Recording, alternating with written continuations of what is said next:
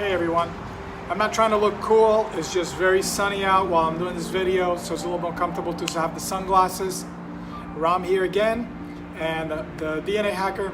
I want to teach you today in this video how to use inversions to induce relaxation. So the first thing is, why does this work? So there is actually scientific evidence for this. Anything that I mention in any video, in anything I do, me coming from a scientific background as a neuroscientist, I always go back to evidence. Anything I say will be evidence-based. Okay, so there is something called the baroreceptor reflex. You have receptors on your blood vessels that detect if there is an increase or decrease in pressure. So for example, if I take my two fingers and I go to feel my pulse, I will feel the blood pumping through the carotid artery. So this artery here is sending blood up to the brain. You don't want the pressure to be too low nor too high. And the nervous system has a way to feed back to the heart so that it can increase or decrease the heart rate when the blood pressure is changing. So for example, if I lie down, then my heart rate is going to change to level the change that I'm occurring now when I'm lying down on the floor. And so there's going to be a blood pressure change. If I stand up, the same thing happens. As I stand up, my blood pressure is changing. The baroreceptor receptors are going to detect that there was a pressure change as I get up, and that's going to actually pick up my heart rate to help bring that blood to the brain as the pressure is changing. If I lie down, then it's going to decrease my heart rate. And so the yogis actually identified that you could actually use this reflex loop because in addition to the loop going from the nervous system to the heart, there is a loop going to the nervous system itself to actually relax the nervous system. So when you get into the poses that we're going to be seeing, you will actually feel more relaxed. I teach these in like an office setting. It's great for if you're in an office and you have your own office, for ways to maybe get your feet on a desk, get your back in a certain position, as I'll illustrate, to actually enhance relaxation and reduce the levels of stress. In my book, The Art of Stress-Free Living, I talk about this in more detail. I suggest that you go to the link below, go to my website, download the book for free, or if you want to make a donation, get it on Amazon. 100% of the proceeds go to charitable causes. All right, so let's see how this works. So the key here is that we want our heart higher than our neck so that you feel increased pressure on the neck area, and this is going to activate the receptors which feed to the nervous system, which will feed to the heart and will also feed to the nervous system itself, relaxing it and inducing a deeper relaxation. A very simple one that you can do. These don't require props. Some props that I have over here, I'll illustrate a couple of more restorative poses. Just simple, not requiring much. You can do this with blankets, and I have some blankets here. Or if you have yoga blocks, you can use those as well. So I lie down, and so we're here about to do a bridge pose. So right now you can see my heart is level with my head, not what you want, although there is a little bit of pressure increasing. Just the act of lying down does have a relaxing effect. It makes sense. I like to lie down to go to sleep, to relax. Typically when we relax, we want to lie down.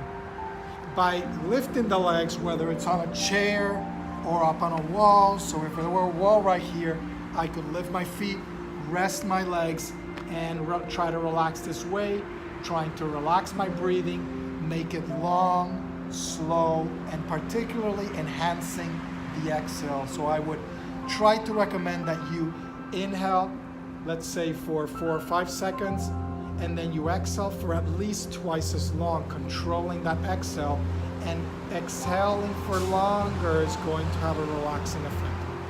But one way which we can enhance this relaxation effect is by getting the heart higher than my head and neck. So to do that, I can do a bridge pose. I can push up, roll my shoulders back, interlace the hands underneath, and And you can see here that my heart is higher than my neck. I can already feel the pressure. But the thing with doing the pose like this, yes, I can close my eyes, I can focus on my breath. If I were in a yoga class, I would probably be doing this version, is that I'm having to exert effort holding this pose and I may not be able to hold it for long. If you master the pose, you'll be able to hold it for longer. And in that case, it doesn't really matter. You can hold it for longer and you'll be able to relax. But something that is actually helpful is to actually take a pair of blocks. And in this case, what we want is to grab a blanket, place the box right by me, and then I want to get my shoulders right to the edge of the blanket. So now my shoulders are a little bit higher than my head and neck, which is resting on the mat here. So now I can push up and I can put the blocks underneath. I only have 2 here, but you could potentially even get a 3rd one to prop yourself even higher. But 2 is good enough. And typically people just go like this and stay like this. This is not really the final version. You really want to get a greater arch on your back. So you want to push your shoulders back. And when I do this, it actually causes a greater rounding, arching of my back, which is great to counter that rounding that we get for working at a desk a lot. So in a later session, I'll be talking about some exercises you can do to correct your posture that can be done at work, for example. So now you can see I'm arching. Now I relax my arms and my head. I really want to try to accentuate that arch. I'm actually consciously trying to arch my back more, and I'm just letting it relax. Obviously, I could lift higher. This is going to increase the pressure, but even with 2 blocks, the effect is felt.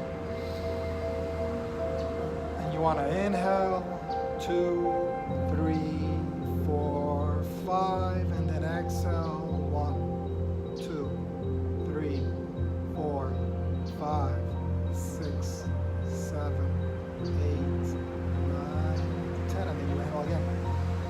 And you keep doing this cycle. Inhale for 4 or 5 seconds, or even 3 if you can, and then make sure your exhale is twice as long. Another great option is using something like this. This one will actually prop you up, and it's very nice, and it's actually good. You're really going to feel it really correcting the arching of the back. So if you really already have somewhat of a curvature in your upper back, you don't want to go too high because it may be a little uncomfortable for you to arch the back to correct that rounding. So now I want to get to the edge and I want to drop back, and you see how I'm going to grab my shoulders, and I'm really wanting to drive those shoulders to the mat. As I can feel the pressure on my neck, I can feel it in my face, and this actually feels wonderful on the back, and it's pushing on that thoracic area of the cervical, of the thoracic spinal cord, and it's pushing, and it's causing a nice arch. And again, you want to inhale in this pose, 1, 2, 3, 4, and then exhale, 2, 3, 4, 5, 6, 7, 8. And you're there, you're relaxing.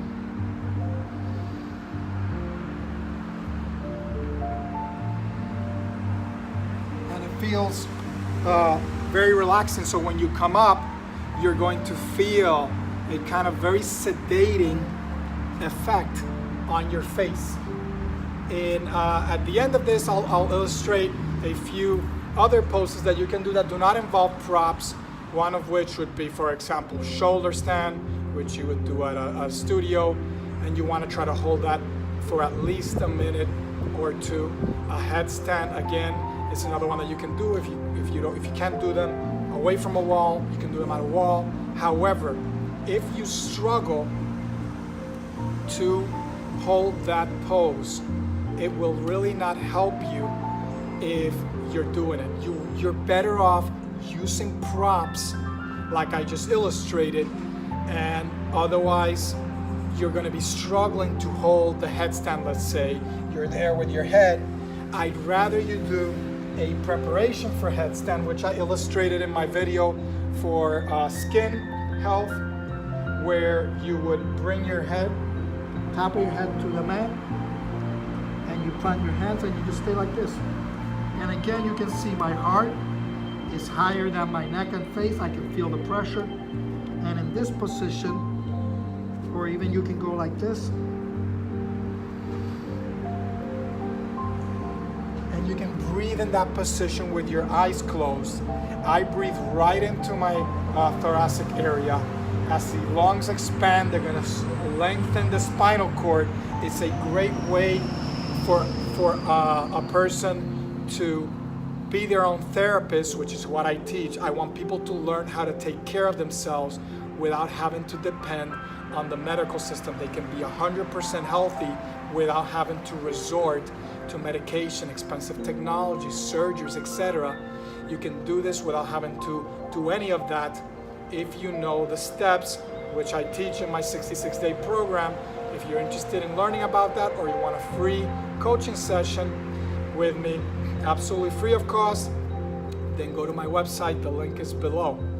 So for any of these, it's always best to do the simple things. There's a lot of simple things you can do to actually enhance your health, de-stress, and relax. And don't forget the book that is for free. You can get it on the link below. It teaches you a number of techniques, including some of these restorative poses. All right, with that, I bid you farewell.